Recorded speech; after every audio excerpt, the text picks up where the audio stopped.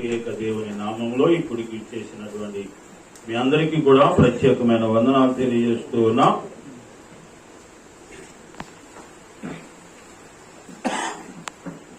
గలతీ పత్రిక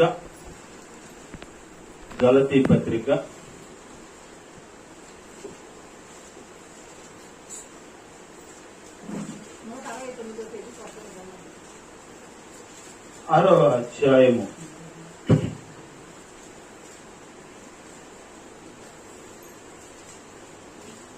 7వ వచనాన్ని ధ్యానిద్దాం. 6వ అధ్యాయము 7వ వచనము 172వ పేజీ 172వ పేజీ 172 పేజీ లేదా మోసపోకుడి దేవుడు విక్రింపబడడు, మనుషుడు ఏమి విత్తునో ఆ పంటనే కోయును. ఎలాగనగా తన శరీరేచ్ఛను బట్టి విత్తువాడు తన శరీరము నుండి క్షయమును పంట కోయును. ఆత్మను బట్టి విత్తువాడు ఆత్మ నుండి నిత్య జీవమును పంట కోయును. ప్రార్థన చేసుకుందాం.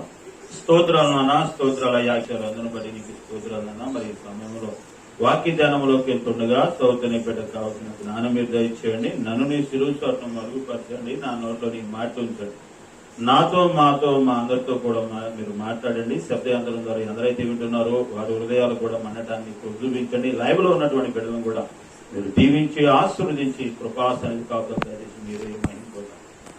యేసుక్రీస్తు ఘనమైన నామములో మీకు అడిగి ప్రార్థించి వేడుకున్నాం తండ్రి, ఆమేన్. హల్లెలూయా.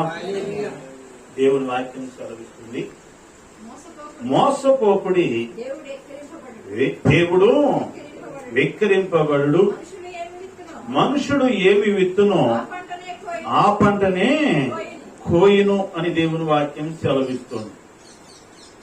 మోసపోవద్దు, దేవుడు విక్రింపబడు. ఒకవేళ ఏదేదో చేసి దేవుని అవమానపరచాలనో దేవుని విక్రించాలని నువ్వు అనుకుంటున్నావేమో, దేవుడేమి విక్రింపబడడు గాని నీవు నీ శరీరం ద్వారా చేసినటువంటి శరీరం ద్వారా శరీర ఏచ్ఛను బట్టి విత్తావు చూసావా, అది క్షయమయ్యేది. అదే ఆత్మ నుండి ఏదైతే విత్తావో అది అక్షరమైనది, అది నిత్య జీవమైనది. ఏమి విత్తుతావో ఆ పంట కంపల్సరిగా కోస్తావు అని దేవుడు సెలవిస్తుంది. ఈ ఉదయకాలంలో ఈ దేవుడి మనతో మాట్లాడుతున్నాడు. నువ్వు ఏదైతే విత్తుతావో అది కంపల్సరిగా కోయాల్సినటువంటి బాధ్యత కూడా మనకే అప్పచెప్పాడు.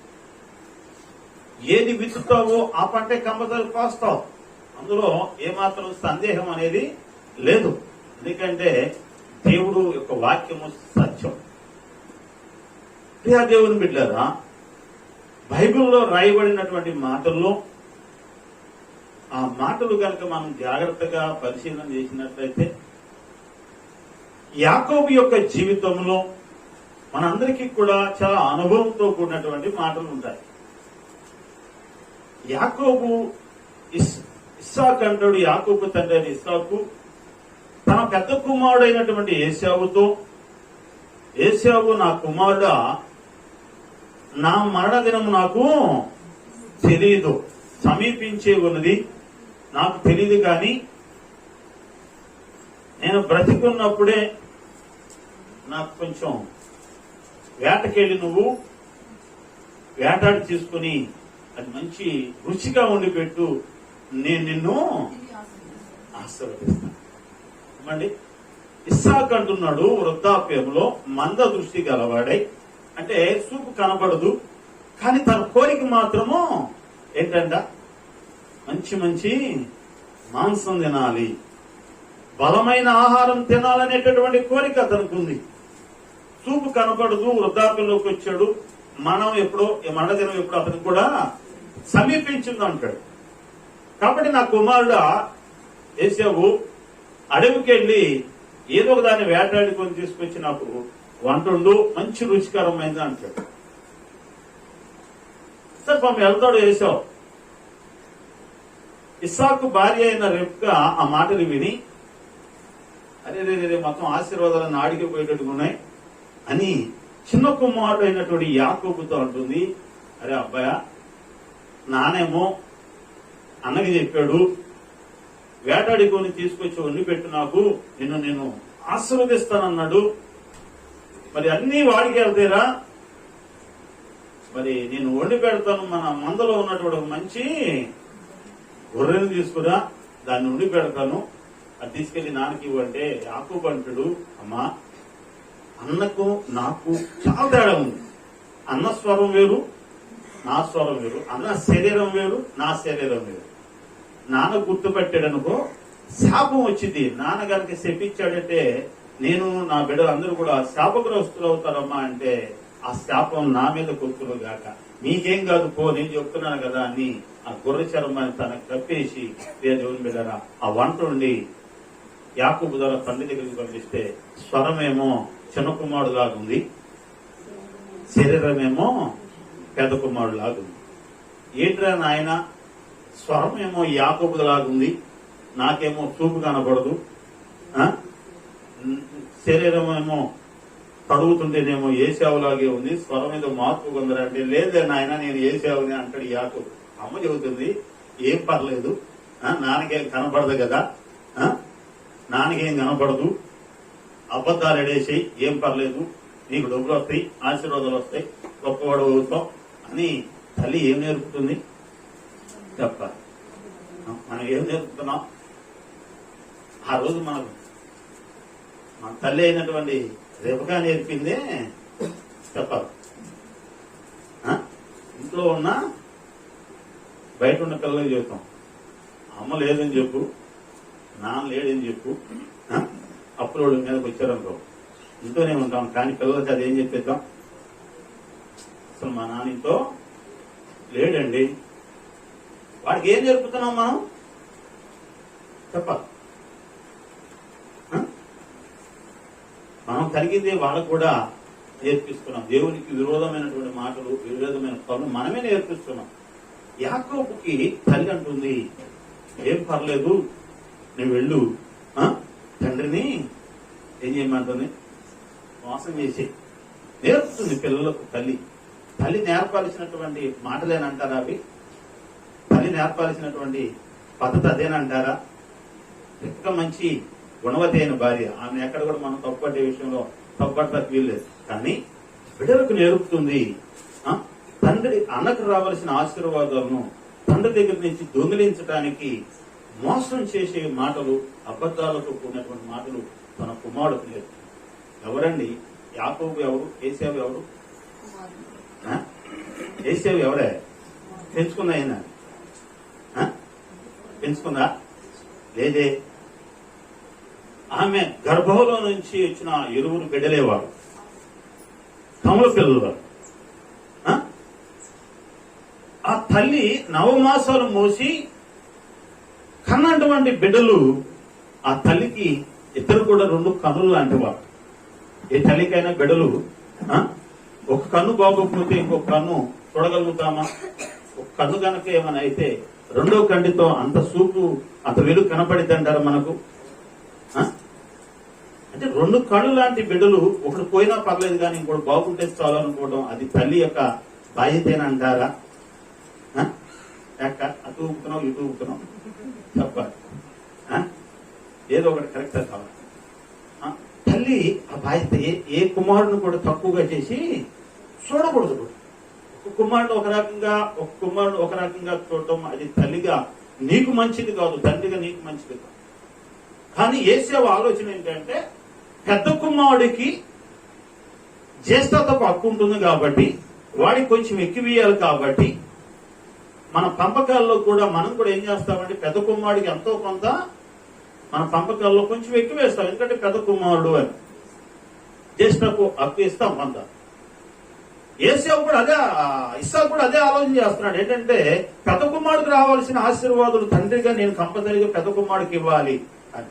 కానీ తల్లి అయినటువంటి ఈ రెబ్కా అంటుంది, వాడికొద్దు మొత్తం నువ్వే పొందుకో. ఎవరి మీద ప్రేమ చూపిస్తుంది?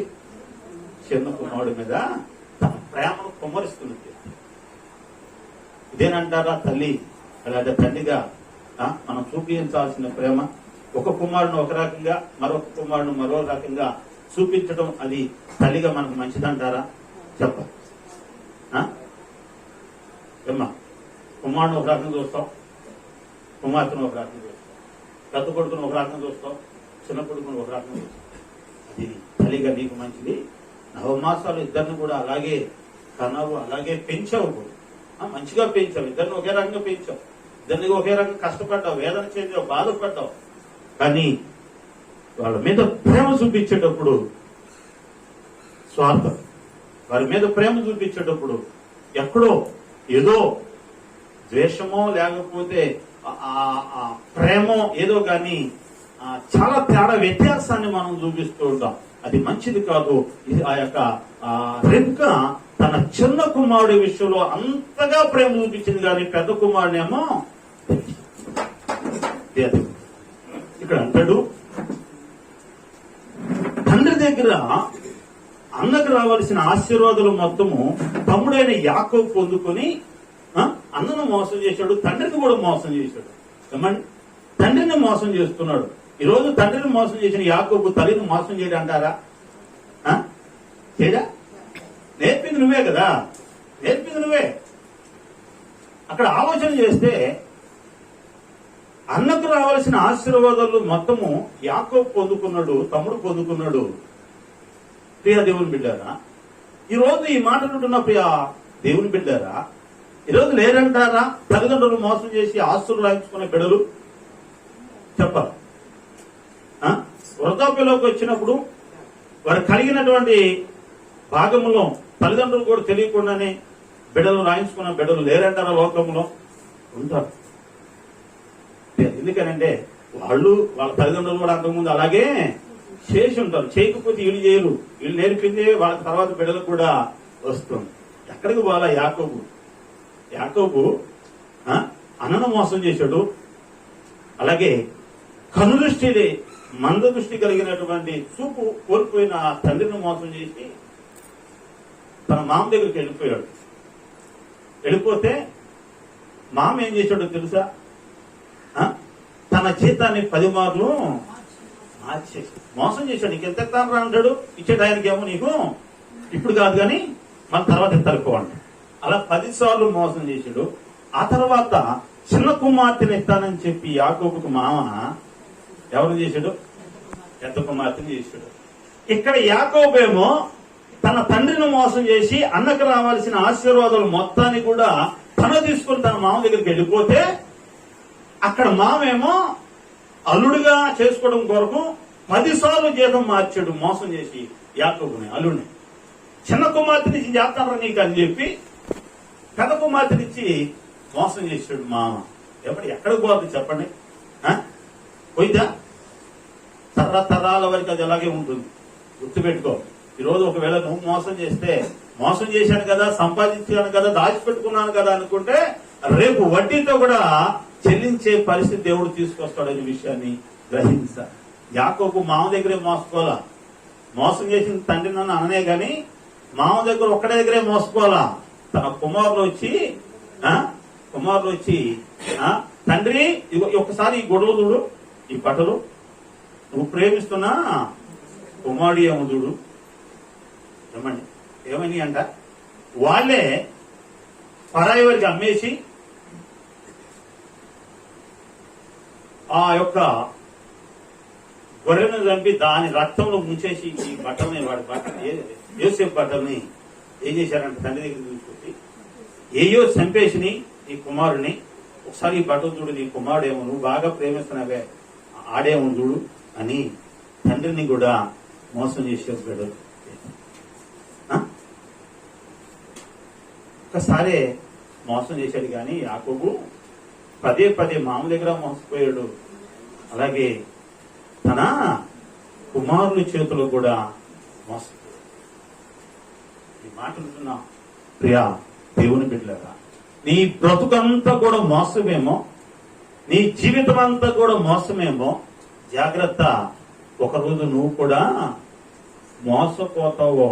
దేవుడేమి ఎక్కిరింపబడో, దేవుడేమి ఎక్కిరింపబడో. నువ్వు శరీరేచ్ఛవం బట్టి నువ్వు విత్తుతున్నావు కాబట్టి దాన్నే కోస్తావు. నీవు గనక ఆత్మ సంబంధమైనటువంటి విత్తనాలను విత్తితే నిత్య జీవానికి వస్తావు. లేకపోతే ఏ విత్తనం విత్తుతావో ఆ విత్తనం కంపల్సరిగా కోస్తావు అనే విషయాన్ని గ్రహించు. అక్కడ వాళ్ళ యాకోబు జీవితం ఏమండి, చిన్న కుమారుని ప్రేమించింది రిబ్కా, పెద్ద కుమారుని ద్వేషించింది. చివరికి ప్రియ దేవుని బిడ్డారా, చిన్నోడేమో మామ దగ్గర ఉండిపోయాడు, పెద్దోడేమో ఇద్దరం చేసుకొని వాడు పక్కెళ్ళిపోయాడు. వృద్ధాప్యంలో ఉన్నారు. ఇప్పుడు ఏమయ్యారు ఇద్దరు? ఉంటాకేమో ఇద్దరు కొడుకులే గాని ఏమ్మా చెప్ప బాగా చూస్తాడు మా పెద్ద కొడుకు అని ఉన్నదంతా పెద్ద కొడుకు పెట్టారు. నా చిన్న కొడుకు బాగా చూస్తాడు కానీ మొత్తం తీసుకెళ్ళి ఆ చేతులు పెట్టేవనుకో, నీ దగ్గర అంతా ఉన్నదంతా వాడు తీసేసుకున్న తర్వాత నిన్ను ఎక్కడ నేడతాడు చెప్పాలి. తల్లు మీరు చెప్పాలి. తర్వాత ఏడితే వచ్చేది ఏం లేదు. ఎందుకంటే నిన్ను ప్రేమించే దగ్గర ఉన్నంత వరకు ఏ కుమారుడైనా కోడలైనా చెప్పాలి, మీరు చెప్పాలి. ఉన్నదంతా తీసుకున్న తర్వాత చెప్పాలి, నోరు తెరవాల. తట్టాపుట్ట మొత్తం బయటపడేసి నీకు నాకు సంబంధము లేదంట. నీ దగ్గర ఉన్నంతకాలమే ఆ ప్రేమ తీసుకునేంత వరకు. అది అయిపోయిన తర్వాత యాకోబు బయటికి వెళ్ళిపోయాడు, ఏశావు ఇద్దరు భార్యలు చేసుకుని బయటకు వెళ్ళిపోయాడు. వృద్ధాప్యములు కళ్ళు కనపడినటువంటి భర్తతో భార్య ఎంత వేదన పడి ఉంటుంది. అప్పుడేమో ప్రేమ చూపించింది. పెద్ద కుమారుడికేమో అప్పటికే వివాహం అయింది. ఇద్దరు భార్యలు హేతు కుమార్తెలు చేసుకునేటప్పటికి ఇసుకుపోయి చీచి ఇలాంటి వాడికి ఇలాంటి భార్యలు వచ్చారు కాబట్టి నన్ను విసిగిచ్చారు కాబట్టి ఈ ఆస్తిలకు రావడానికి వీలు లేదని ఏం చేసిందంట యాకోబుకే. ఆడైతే ఎవరు చేసుకుంటాడు? నాన్న కూతురు చేసుకుంటారు, నన్ను బాగా చూసుకుంటారు. నాన్న కూతురే కదా, నాన్న కూతురు అయితే నన్ను బాగా చూసుకుంటారని వాడికి ఇచ్చి పంపించేసి అక్కడికి వెళ్ళి వాడు మోసపోయాడు, బిడ్డలు కూడా. చూసారా, ఆమె రిబ్కా లేదా యాకోబు మోసం అనేటటువంటి విత్తనాన్ని విత్తే చివరికి కూడా అదే బిడ్డల ద్వారా, తన బిడ్డల ద్వారా, తన మామ ద్వారా అదే విత్తనాన్ని కోసాడు. ఒకవేళ నీ జీవితంలో, నీ కుటుంబంలో అదే విత్తనాన్ని విత్తుతున్నావేమో, నీ హృదయంలో అదే విత్తనాన్ని విత్తుతున్నావేమో. నీ బిడ్డల జీవితాల్లో నీ బిడ్డలను ఒక రకంగా, ఒక కుమారుడిని ఇంకొక బిడ్డను ఇంకో రకంగా వేరువేరుగా చూస్తున్నావేమో. జాగ్రత్త, చాలా నువ్వే నష్టపోతావు. ఇద్దరు నీ బిడ్డలే, ఇద్దరిని కూడా సమానంగా నువ్వు ప్రేమిస్తే రేపు జీవితం, నీ జీవితం వృద్ధాప్యంలో చాలా సంతోషంగా వెళ్ళగలుగుతావు. ఒకరిని ఒక రకంగా మరొక రకంగా చూస్తే ఎవరు నీ వృద్ధాప్యంలో నిన్ను ఎవడు కూడా చూడడు. నువ్వు ప్రధాన పడాల్సినటువంటి పరిస్థితిగా తల్లిగా తండ్రి నీకు ఆ పరిస్థితి వస్తుంది అని దేవుడు హెచ్చరిస్తూ ఉన్నాడు. ఈ మాటలు విన్నప్పుడు దేవుని బిడ్డ, ఒక రోజట ఒక తల్లి తన పక్కింటి వదినతో చెప్తుంది, వదినా నేను నా కుమార్తె దగ్గరికి వెళ్తున్నాను, కాస్త ఇంకెంక కాస్త చూస్తూ ఉండు, నేను ఒక 10 రోజుల దాకా అక్కడే ఉంటాను అన్నాను. ఆ వదిన అంటుంది, పక్కింటి వదిన అమ్మాయి కుటుంబాన్ని కాస్త అబ్బాయి కుటుంబాన్ని నేను అడిగాను చెప్పు, అబ్బాయి అమ్మాయి అన్నాయి. సరే వదిన అని చెప్పి ప్రయాణమై వెళ్ళింది. ఎక్కడికి వెళ్ళిందంట? ముందు సహజంగా కొడుకు దగ్గరికి కలిగాం. ఎందుకని? కోళ్ళ మంద కాదు కదా, తప్ప వచ్చిన అమ్మాయి మన అమ్మాయి కాదు కాబట్టి కాస్త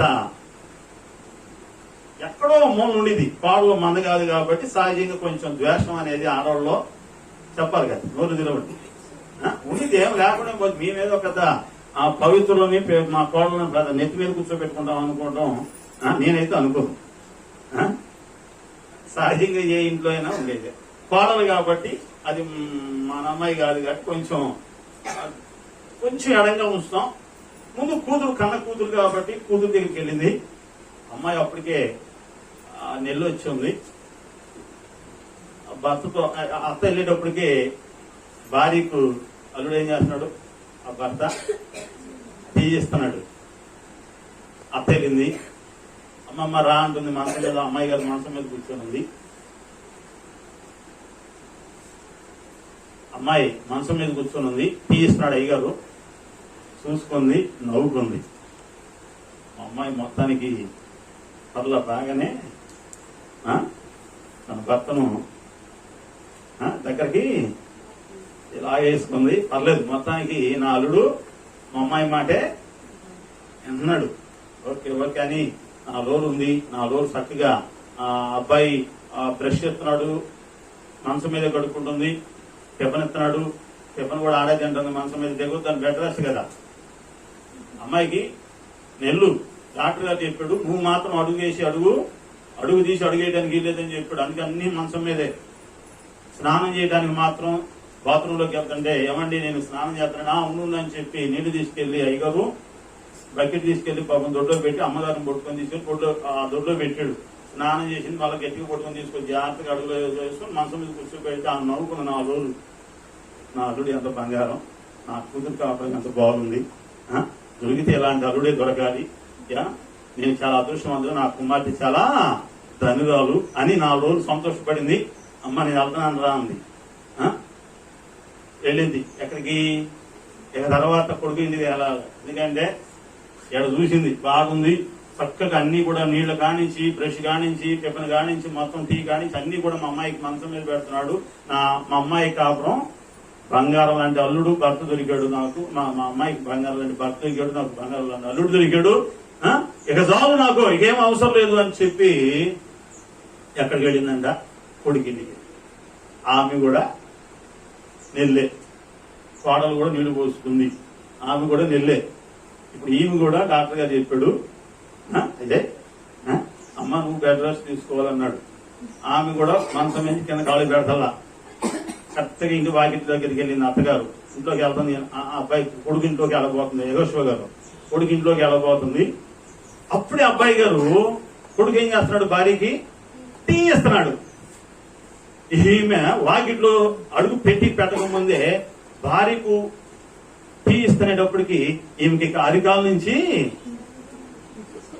మంట వచ్చింది. అరికాల నుంచి మంట ఎక్కింది అమ్మగారికి. ఇక ఏం చేయాలో అర్థం కాని పరిస్థితి. చూద్దామని లోపలికి వెళ్ళింది. అత్తగారు ఇప్పుడేనా వస్తుందా అన్నాడు. ఇప్పుడే వస్తుందిలే, ఇప్పుడేలే అంట. ఇక ఏ పలకరింపులు లేవు, గప్ప డైరెక్ట్గా ఇంటికి వెళ్ళిపోయింది. ఎందుకని చెప్ప కొడుకు టీ ఇచ్చేటప్పటికి అమ్మగారికి చెర్ర ఎత్తి కాసేపు చూసింది. అబ్బాయి టిఫిన్ కూడా పెడుతున్నాడు. స్నానానికి తీసుకెళ్లి, ఏమండి నేను స్నానం చేస్తాను అందు నోట్లోంచి ఒక మాట వచ్చింది అంతే. వీడు గబగబ బయట, భార్య అక్కడ నెల్లు కాబట్టి అయ్యాక డాక్టర్ గారు బెడ్ రెస్ట్ అన్నాడు కాబట్టి ఒకవేళ రేపు భార్య మీద ప్రేమేం కాదు, వారి లోపల ఉంది చూసావా, వాడి మీద ప్రేమతో ఇది చేస్తున్నాడు. ఇది చేస్తున్నదే, అంతేగాని భార్యను ప్రేమించో ఏదో కాదు, అది మాత్రం కాదు. కానీ లోపల ఉన్న బిడ్డ నావాడు కాబట్టి వాడు బాగుండాలి, ఆరోగ్యంగా ఉండాలని చెప్పి చేస్తున్నాడు. బక్కెడుతో నీళ్లు లోపల పెడతాకి వెళ్ళబోతుంటే గప్పగప్ప బయటకు వచ్చిందండి అమ్మగారు. ఏమే నా కొడుకు చేత నువ్వు దొడ్లో నీళ్లు పెట్టేస్తా అంటే నా కొడుకు ఎదవ అనుకున్నావా? నా కొడుకును సొంటలు చేసి పనికిరాని వాడిగా చేసి నీ కొంగు చోటును గట్టేసుకొని నా కొడుకుని ఎలా తయారు చేస్తావా అని ఎవరి మీద వేసిందండి? అక్కడేమో అమ్మాయి దగ్గర అల్లుడు నీళ్లు పెడుతుంటే నా కూతురు బంగారం, నా అల్లుడు చెప్పాలి బంగారం, నా కూతురు కాపురం ఎంత బంగారమో. నిజంగా నా కూతురు ఏ పుణ్యం చేసుకుందో, ఇలాంటి భర్త బాగా చూసుకునే భర్త వచ్చాడు. అంది ఎక్కడికి వచ్చేటప్పటికేమో రేపంటే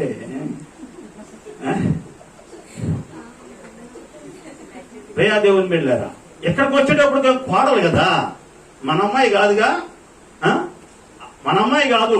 కాబట్టి అంటుంది, ఏమే ఎంత ఒళ్ళు పొగరు నీకు, నా కొడుకు చేత నీళ్లు పెట్టేస్తావా దొడ్లో, నా కొడుకు చేత నువ్వు టిఫిన్ చేపిస్తావా, ఏమైంది నీకు? అదే అత్తగారు డాక్టర్ గారు బెడ్ రెస్ట్ తీసుకోమన్నాడు. ఏంటే నేను కన్నా బిడ్డలు ఇద్దరున్నాయి, నేను కూడా కన్నా. ఎప్పుడుదాకా తెలుసా పనిచేశాను, కన్నే అంతవరకు కూడా నేనే నా సొంత పనులు నేనే చేసుకున్నాను. గాని మీ మామ ఏనాడు కూడా అటు పుల్ల ఇటు పుల్లడు పెట్టేవాడు కాదు. మా రోజులు ఎలా లేదే, మా రోజులు ఎలా లేదు. ఆయన నిన్న అంటే ఏమొచ్చింది, ఇగో ఈ యదవనా ఎవరిని ఈ సుండనాలి, ఈ యదవ ఏమయ్యాడు చెప్పండి కంటే. ఇలాంటప్పుడు అని చెప్పండి, మీరు అనే మాటలే కదా, ఎవరు కొత్తగా ఏం చెప్పట్లేదు నేను, మీరు అనే మాటలే చెప్పమంటున్నా. ఈ సుండ కాబట్టి ఆడదానికి లొంగి ఈ పెడుతున్నాడు, నిన్ను కాదనేది అని. ఒక్క నిమిషం కూడా ఈ యాదవ దగ్గర ఇంట్లో నేనున్నాను అని తట్టబొట్టదు అది తట్టుకొని గబ్బగబా ఇంటికి వెళ్ళిందంట. అప్పుడు వదిన అంటుంది, ఇంటికి వెళ్ళంగానే గబ్బగబా మంచి కోపం అయితే అవుతుంది. అక్కడేమో ఆనందంతో వచ్చింది, ఎక్కడి నుంచి వెళ్ళేటప్పుడు మాత్రం కోపంగా వెళ్ళిపోయింది. బస్సు ఎక్కింది, వెళ్ళిపోయింది. ఆ ఇంటికాడికి వెళ్ళేటప్పటికి వదిన ఆ పక్కింటి వదిన గబ్బగా బయటకు వచ్చి చూసింది. ఏదో వదిన 10 రోజులు ఉంటాను, అప్పుడే వచ్చావేందా, ఎలా ఉన్నారు పిల్లలు, బాగున్నారా అంటే, అమ్మాయిలు ఎలా, నా పిల్లకేమే, నా పిల్ల బంగారం, కాపురం ఎలా ఉందనుకున్నాం, నా పిల్ల కాపురం, నా కుమార్తె కాపురం ఎలా ఉందనుకున్నాం, అస్సలు బంగారం అంటాడు, నా అల్లుడు బంగారం అంటాడు. అమ్మాయిని కింద కూడా కాలు పెట్టలేదు. మంచిదే వదిన, ఇంక అంతకంటే కావాల్సిందే ఉంది. అబ్బాయిలు ఎలా అనేటప్పటికి ఈవిలోంచి ఒక దురాత్మ బయటకు వచ్చేసి ఆమెలోంచి వాడు ఆ యదవ గురించి అడగలుగుతున్నాను. వాడు పెళ్ళానికి నీళ్లు ఆడే పెడతాడు, పెళ్ళానికి టిఫిన్ ఆడే పెడతాడు, మొహం కడుకుండా బ్రష్ ఆడే పెడతాడు యదవ అని వదినికి చెప్పేసి, అల్లుడేమో దొడ్లో నీళ్ళు పెట్టవచ్చు మంచోడు, బ్రష్ చేయడానికి ఇడే మంచోడు అల్లుడు, కూతురికి ఎత్తున్నాడు కదా. అదే కోళ్ళం చేస్తే పనికిరాని సొంత. ఇదేనంటావా అత్తకు ఉండాల్సిన లక్షణం? చెప్పాలి. ఈరోజు నువ్వు అత్తవే కాదంటలేదు, ఈరోజు నువ్వు అత్తవే, కానీ ఒకప్పుడు ఎవరు అనే విషయాన్ని గ్రహించు. ఒకప్పుడు ఎవరు నువ్వు ఏమ్మా, ఈరోజు అత్తవి, ఒకప్పుడు కోడలుగా ఈరోజు లేరంటారా? కోడలుగా అత్త మీద పెత్తనం చేస్తున్న కోడలు లేరంటారా? చెప్పాలా? మీలో ఎంతమంది చేశారో, చేస్తున్నారో? ముషిల్దాని నీకేంటి, తాళాలు నీకు అవసరమా? తాళాలు కూర్తే, బీరువాకు తాళాలు కూర్తే చెప్పాలి. ముషిల్దానికి కూర్చోవాలి కానీ అన్నిట్లో ఏలు పెట్టి చిచి పో అన్న కోడలు లేకపోలేదు. ఒకరోజు నువ్వు అత్తమవుతావు, వృద్ధాప్యంలోకి వస్తావు. ఈరోజు నువ్వు అత్తవే, కోడల మీద పెత్తనం చేస్తున్నావు, కాదంటలేదు. ఎందుకంటే నీటికి వచ్చిన కోడలు ఎక్కడి నుంచి వచ్చింది కాబట్టి నీ ఇంట్లోకి వస్తే నీవు అత్తగా నువ్వు పెత్తనం చేస్తున్నావు, నీకు కాదంటలేదు. కానీ నీకంటూ ఒక వయసు వస్తుంది, వృద్ధాప్యంకి వస్తుంది. ఏ కోడలనైతే నువ్వు ద్వేషించావో, ఏ కోడలనైతే నువ్వు బాధపరిచావో, అదే కోడలు నిన్ను చూసే రోజు ఒక రోజు వస్తుంది. అప్పుడు ఏం చేస్తాం చెప్పాలి. ఈ రోజైతే కొంచెం యవన కాలంలో పనిచేసుకునే వయసు కాబట్టి ఏంటంటే అది చూసేది, ఏంటంటే అది చూసేది అంటాం. చేసుకోలేని ఒక రోజు వస్తుంది. ఇన్ని సంవత్సరాలు పెట్టిన హింస, ఇన్ని సంవత్సరాలు పెట్టిన ఆ బాధ ఆ కోడలు మర్చిపోరు. దేన్నైనా మర్చిపోతారేమో కానీ ఆ పెట్టిన బాధ, పెట్టినటువంటి ఆ హింసలు వాళ్ళు మరవరు.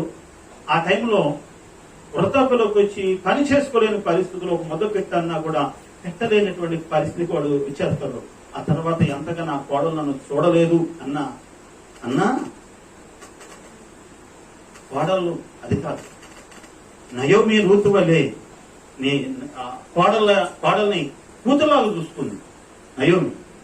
రూతు తన అత్తను ఒక తల్లిగా చూసుకుందండి. అలాగా ఉండగలిగితే కుటుంబాలు అలాగే ఉండగలిగితే కుటుంబాలు ఎంత ఆప్యాయంగా, ఎంత చివరి వరకు మరణించేంత వరకు కూడా ఎంతగా ఎలా ఉంటారో ఒకసారి చోట ఊహించండి. ఈరోజు లోకంలో ఉన్నాం, పెత్తనాలు చేయడం పెద్ద విశేషమేం కాదు. ఈరోజు అత్తగా నీ పెత్తనం చేస్తే చేయొచ్చు, ఓ రోజు వృద్ధాప్యం నీకు వస్తుంది. ఈరోజు కోడలుగా నువ్వు పెత్తనం చేయొచ్చు. వృద్ధాప్యలోకి వచ్చారు ముసలోళ్ళు అని ఒకవేళ నువ్వు పెత్తనం చేయొచ్చు. ఒకరోజు నువ్వు కూడా వృద్ధాప్యంలోకి వస్తావు, నీకు ఒక కోడలు వస్తుంది. ఎక్కడికి పోదు.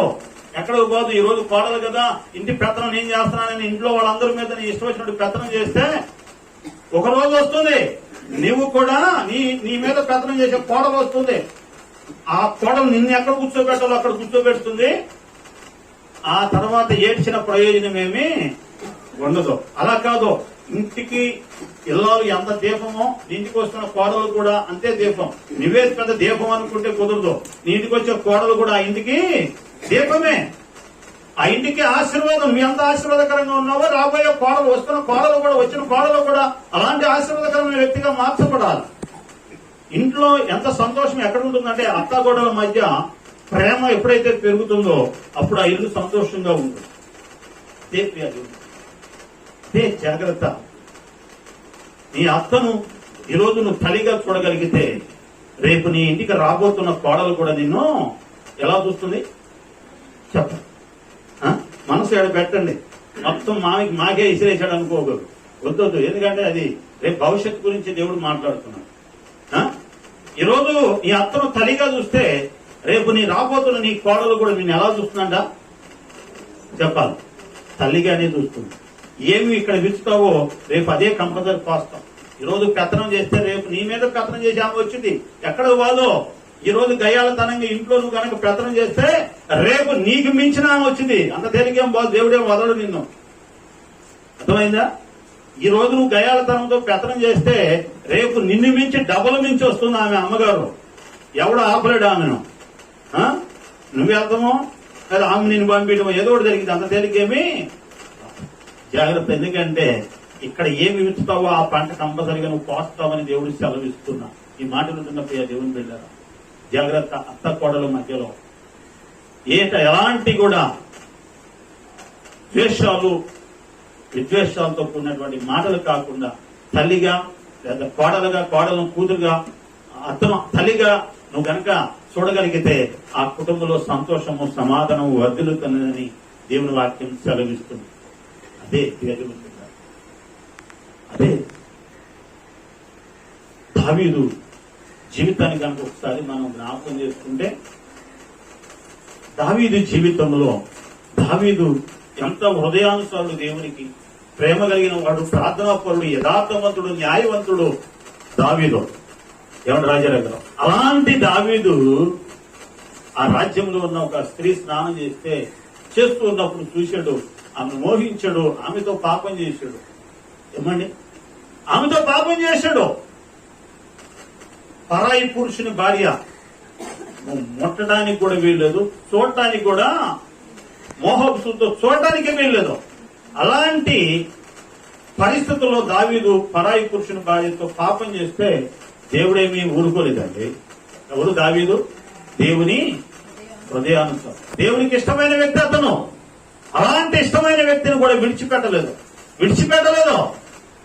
దావీదు సాటున పాపం చేశాడు.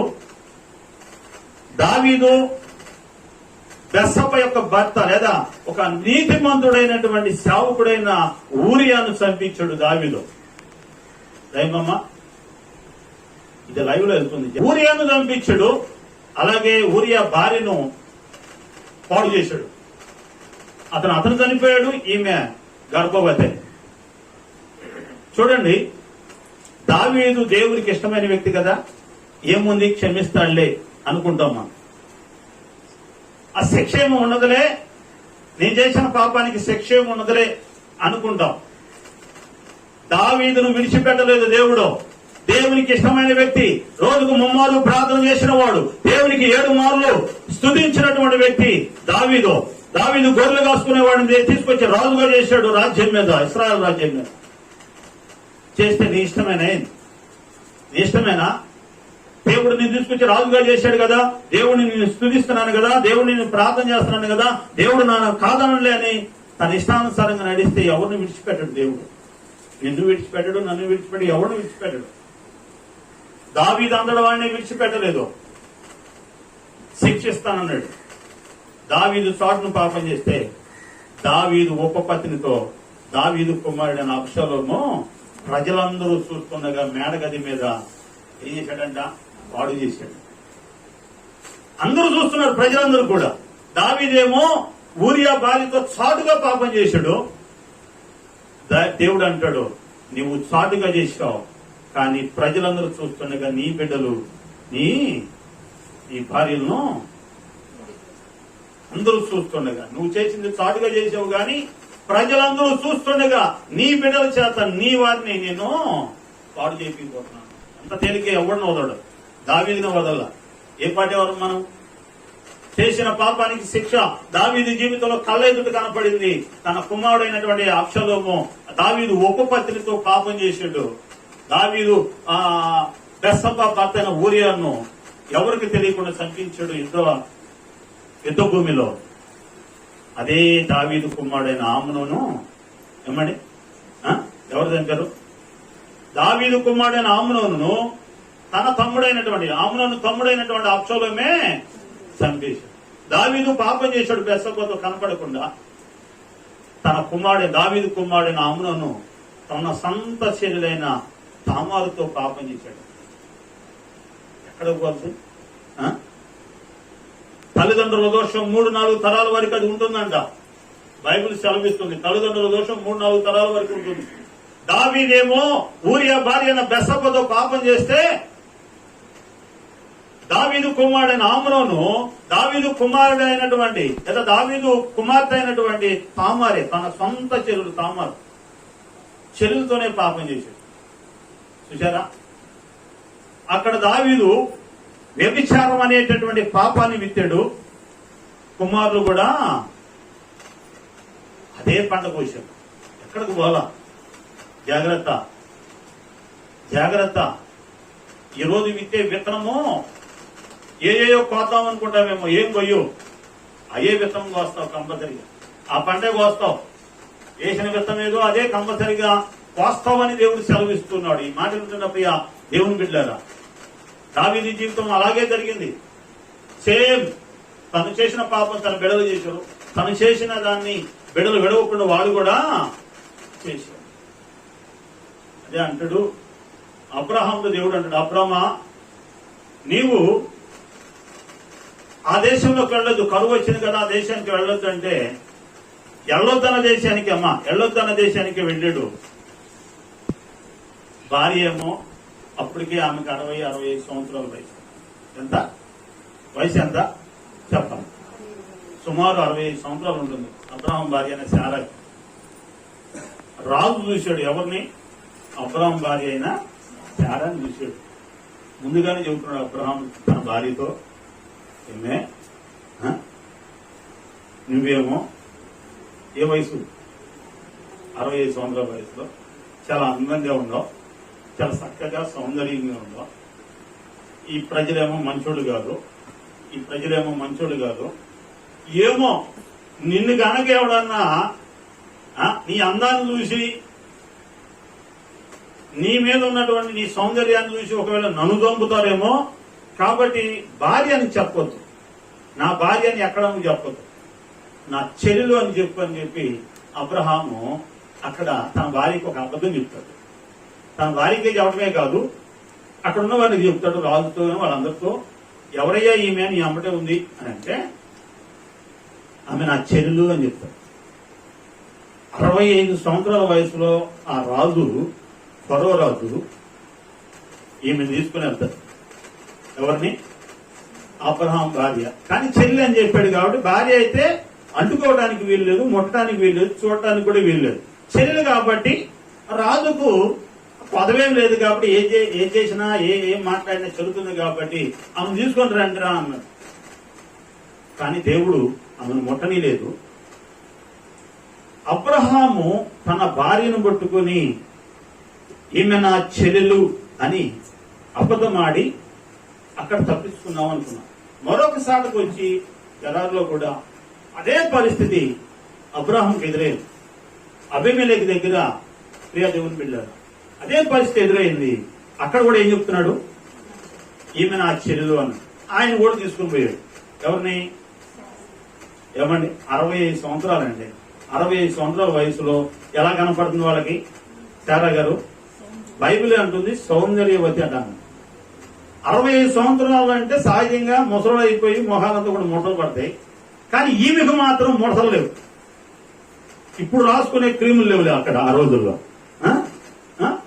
పూసి పూసి పూసి 40 రోజులు కూడా తెల్లకి వస్తున్నారు. ఎండలోకి వెళ్తేనేమో మనం ఒక అమ్మాయిని చూస్తే నల్లగా ఉండేది నాకులాగా.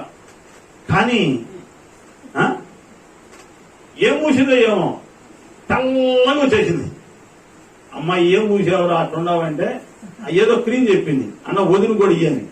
ఎందుకు ఆమె పూసి నేను పూసుకొని ఆమె పూసి అన్ని తల్లి నువ్వు పూసేది బాగా ఉందిలే అనుకున్నా. తర్వాత 4 రోజుల తర్వాత చూసా, అప్పుడున్న రంగు కంటే ఇంకా దారుణంగా కనపడుతుంది. ఏమ్మా అన్న అదంతా 14 పూయాలంటే చాలా రేట్ ఎక్కువైపోయింది, అందుకని తేలేదన్నా. నీడ పొట్టును కూర్చున్నంత వరకు కూర్చుంది పాపం. కూర్చున్న తర్వాత మొత్తానికి ఎండలోకి వెళ్ళాల్సి వచ్చింది, వెళ్ళిపోయింది. ఎండకి వెళ్ళేటప్పటికి ఇంకా కాకి కంటే దారుణంగా తయారైంది.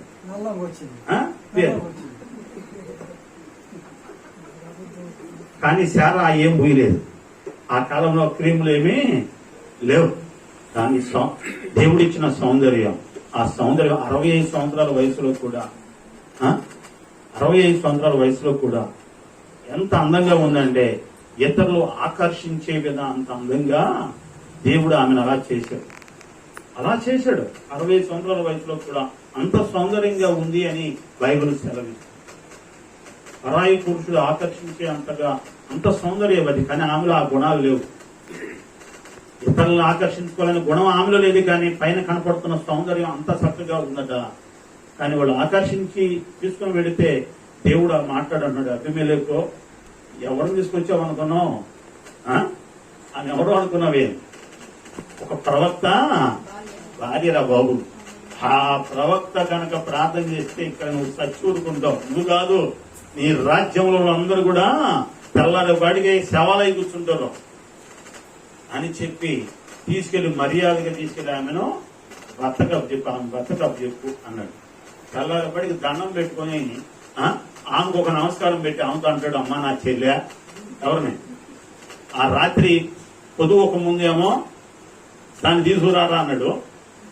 రేత్రి అంటున్నాడు, నువ్వు నా చెల్లివమ్మా. నువ్వేమనుకున్నా? నా చెల్లివి. నిన్నేమన్నా చేయేశానా? నిన్నేమన్నా ముట్టానా?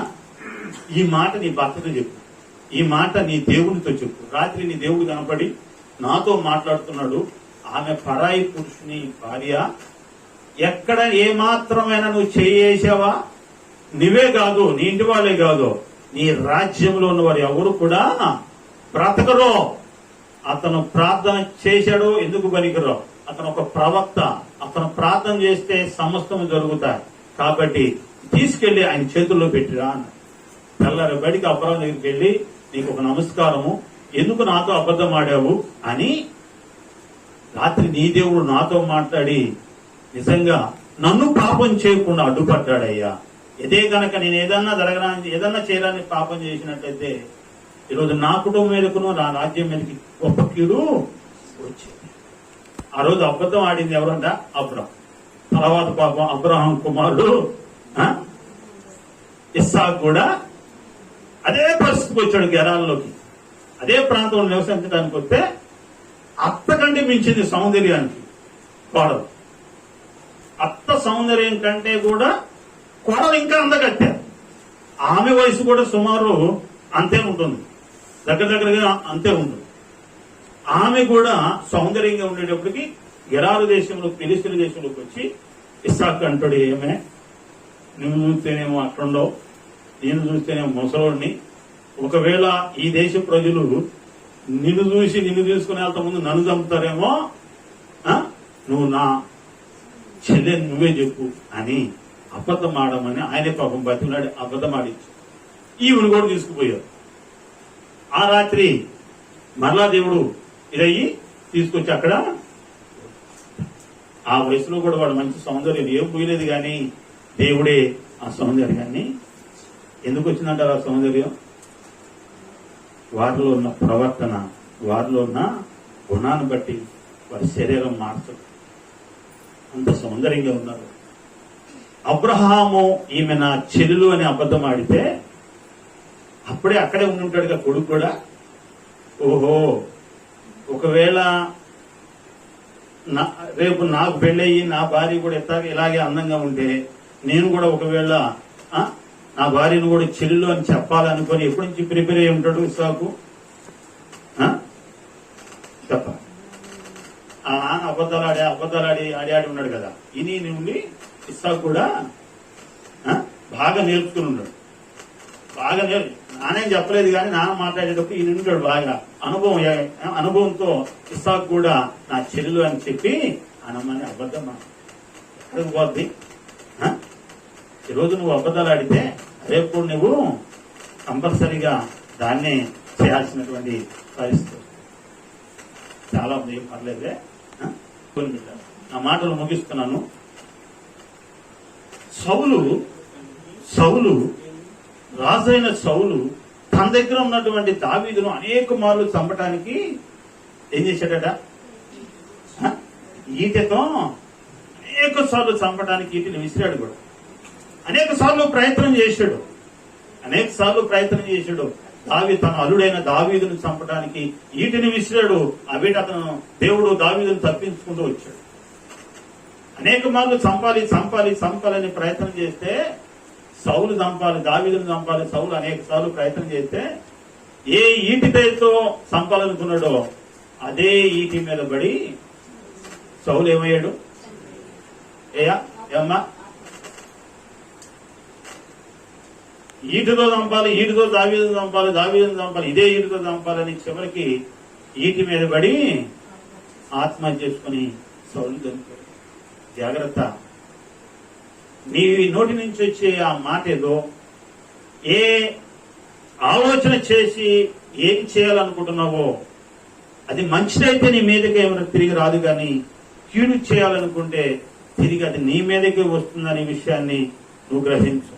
ఈ మాటలు వింటున్న ప్రియ సహోదరి సహోదరుడా, ఒకవేళ నీ జీవితంలో అబద్ధాలే జరిపోయావు నీ బ్రతుకంతా ఇప్పటి వరకు కూడా వ్యభిచారంలో జీవించున్నావేమో, ఇప్పటి వరకు కూడా కుటుంబంలో నెమ్మది లేనటువంటి జీవితంతో జీవించావేమో, ఈ బ్రతుకంతా కూడా ఇతరుల మీద ద్వేషాన్ని, ఇతరులకి కీడు చేయాలనే ఆశ ఒకవేళ నువ్వు కలిగి ఉన్నావేమో, అదే కనుక నువ్వు విసితే రేపు నీ బిడ్డల ద్వారా అదే పంట కంపల్సరిగా నువ్వే కోస్తావు. జాగ్రత్త, నీ బిడ్డల చేత నీ చేత కోపిస్తాడు, ఏడకు పోదది. కాబట్టి ఈ మాటలుంటున్నట్టు ఆ సహోదరి సహోదరుడా, నీ జీవితంలో దేవుడు గొప్ప కార్యాలు చేయాలని ఆశపడుతూ ఈ ఉదయ కాలంలో నీ బ్రతుకును మార్చడానికి దేవుడు నీతో మాట్లాడుతున్నాడు. ఇప్పుడైనా ఏం పర్లేదు, మన బ్రతుకులు మార్చుకుందాం. దేవుని సన్నిధికి వచ్చిన నీవు నేను దేవుని సన్నిధిలో ఇప్పటివరకు చేసిన పాపాలను క్షమాపణ అడుగుదాం. దేవునిచ్చే ఆశీర్వాదాలు పొందుకుందాం. దేవుడి కొద్ది మాటలు దీవించునుగాక. ఆమేన్. ప్రార్థన చేసుకుందాం. స్తోత్రం స్తుతి స్తోత్రం మహాపరిశుద్ధుడా, ప్రియ పరలోకమ్మ తండ్రి, నీకు వందనాలు, స్తుతి స్తోత్రాలు చెల్లించుకుంటున్నావు నాన్న. మరి సమలు ఇప్పటివరకు కూడా నాతో మా అందరితో మీరు మాట్లాడారు ప్రభా, అందరిని బట్టి నీకు స్తోత్రాలయ్యా. మరి ఈ సమయంలో దేవా, ఈ వాక్యం విన్న ప్రతి బిడ్డను, అలాగే లైవ్ లో ఉన్నటువంటి ప్రతి బిడ్డను, ఇక్కడ ఉన్నటువంటి సంఘంలో ఉన్న ప్రతి బిడ్డను, యంత్రం ద్వారా సత్యాంతరం ద్వారా వింటున్న బిడ్డలందరినీ కూడా మీరు దీవించి ఆశీర్వదించండి. వారి హృదయాల్లో వాక్యము మండటానికినో నీరు కట్టి ఫలించడానికి చూపించి ఆశీర్వాదాలు దీవులతో నింపి మీరే మహిమ పొందాలి. యేసుక్రీస్తు నామంలో మీకు అడిగి ప్రార్థించి వేడుకున్నాం తండ్రి. ఆమేన్.